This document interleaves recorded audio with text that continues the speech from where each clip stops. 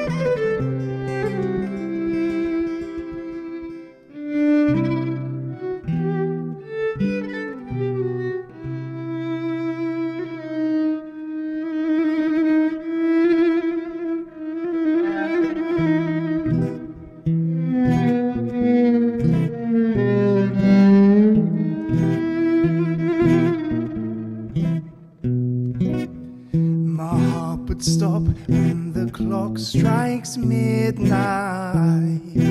I know, 'cause when I dreamt of a fever on a windy night, afraid to open my eyes, my heart would stop when the clock strikes midnight. Afraid to open my eyes, 'cause when I dreamt of a fever on a windy night, afraid to open my eyes. It's a game of chess between the body, mind and soul. It's when the soul starts to crumble, yes, the mind lets go. A game of chess between the body, mind and soul. It's when the soul starts to crumble, yes, the mind lets go.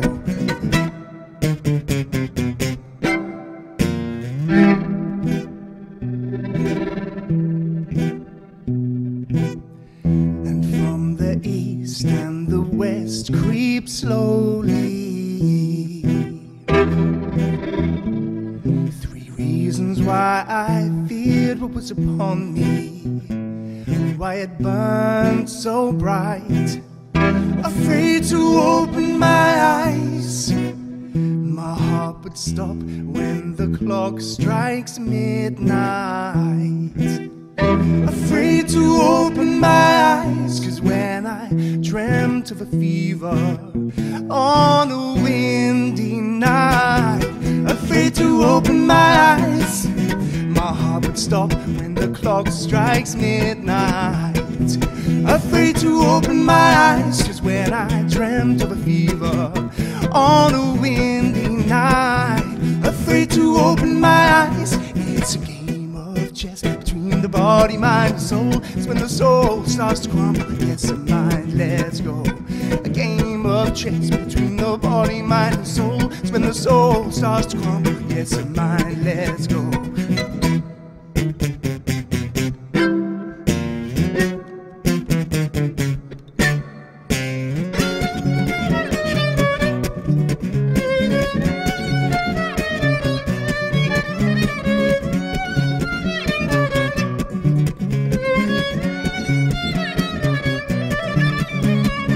My heart would stop when the clock strikes midnight. Afraid to open my eyes when I dreamt of a fever on a windy night. Afraid to open my eyes.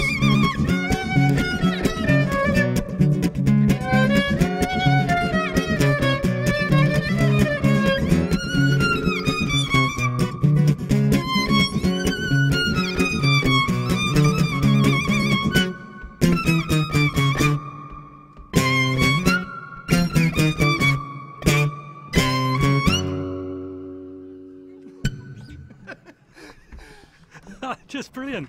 Yes, thank you.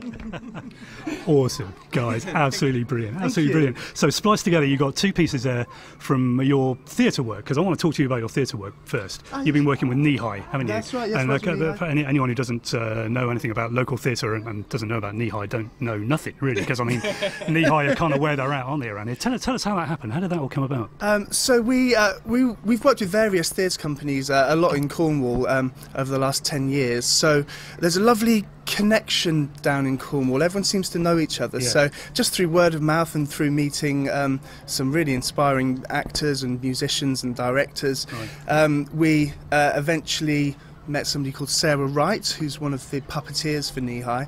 And we also worked with a director called Simon Harvey, who's absolutely fantastic, who directed the Kneehigh show that we ended up in. Right. Okay, so you're working on one particular one now, aren't you? Which is going to be the Minack Theatre. Is that what you were saying? Yeah. That's right. Yeah. So this is not actually specifically a Kneehigh show, but more a Minack Theatre performance. Right. So Okay. they've kind of commissioned their own play this time round that we're involved in, and it's a version of Goodnight, Mr. Tom, which is amazing. It's a book that I read when I was really young, and a very inspiring piece. And it's sort of a mixture of a youth theatre thing and our music, and a few professionals have come in as well to help it along. And it's going to be an absolute blast. It's running from the 4th to the 13th of April at the Minack Theatre, and it's going to be really good. Music from us. Again, from anyone who doesn't know anything about the Minack is also just the place, isn't it? Yeah, it's a beautiful looking Dolphins place. in the background. Exactly, dolphins, seals. We did a orchestral performance, people string orchestral performance there, and we had a song of ours called The Rudiments, and while that was playing there was a lightning storm out at sea. No way. And our song is about a storm, so I mean, so we paid someone to do that. You paid well for that. Yeah. Absolutely great. So, I mean, as the orchestra, orchestra stroke foundation, there are about 20 of you, right? We've had it up to 24 so far, and we do plan on making it bigger as well. Do you? Can I join? Can I join? Do you need a hang player? Yeah, why not? That'd be great. Yeah. So we did. At the moment, we're doing about one orchestral performance every year, which is all of the music that we play usually, but full on, just with as many people as we can get involved. It's all people that we've met from the touring circuit. Sure. Okay. So it's ever evolving, ever growing. That's the thing. Brilliant. Yeah. You've played played with some pretty crazy people as well, haven't you, Ben? I saw the Stranglers the other day, and I'm thinking, how did that work? How did violin sort of fit? I was very young at the time, actually. It was I was working in Bath in a music shop, and we had a phone call. They said that Nigel Kennedy had not turned up for a session, but I don't know whether they were just making that up or not. But they were looking for a violinist, so and they said that they heard that I was there. So within half an hour, I was down the road in one of their studios, recording a track for them. Yeah, and was that released? To be honest with you, I'm not sure. I think it was probably a demo version for them, actually. Okay. Well, a nice thing for the CV, if nothing else. Right, yeah. So you were also telling me about the Care for Calais thing, which you're working on, because I mean, you know, the refugee thing in Calais now. Of course, the jungle's gone, but it's still going on, isn't it? You know, it's still going on in the background. The refugees still need. So you've, this EP you're working on now is all the funds are going towards that. That's correct. Exactly that. Yeah. So we released a short EP, and we did a massive show at the Hall for Cornwall in Truro to promote that whole EP, and all of the proceedings of that, every last bit of money that we've made from it goes straight towards this charity. Great. And they're still doing great work out there, to be honest, Matt. There's so much to get involved with, so much to try and explain to the people who may not know what's happening over there. Sure.